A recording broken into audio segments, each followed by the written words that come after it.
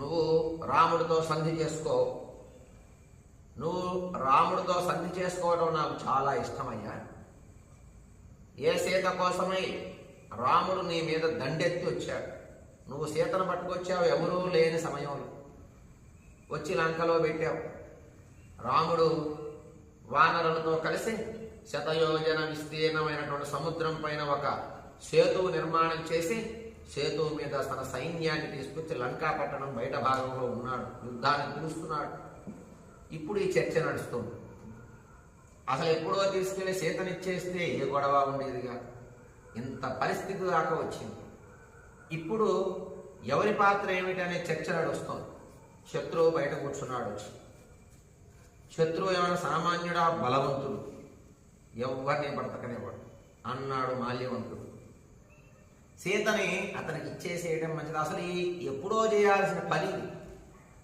శత్రువు వచ్చి గుమ్మం ముందు నిలబడ్డ తర్వాత ఆలోచన చేస్తే ఎట్లా, ఇకనైనా మించిపోయింది లేదు అన్నట్టుగా మాల్యవంతుడు చెబుతూ ఉన్నాడు రావణుడికి. తస్య దేవర్షయః సర్వే గంధర్వాశ్చ జయోషిణః, సర్వే గంధర్వాశ్చ జయేషిణః, విరోధం మాగమస్తేవ సంధిస్తే తేన రోచతాం.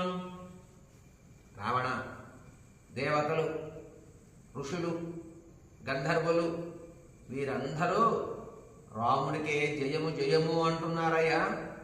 రాముడికి జయం కలగాలి అని కోరుకుంటున్నారు. ఎవరు?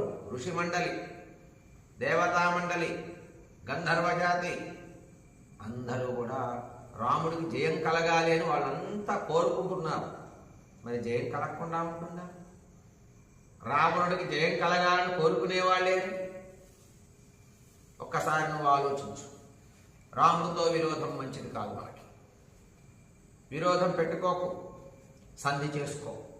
నీవు ఇష్టపడు నేను చెప్పిన మాట. రాముడికి సీతని ఇచ్చేసి ఏమీ ఇబ్బంది ఉండదు. సగౌరవం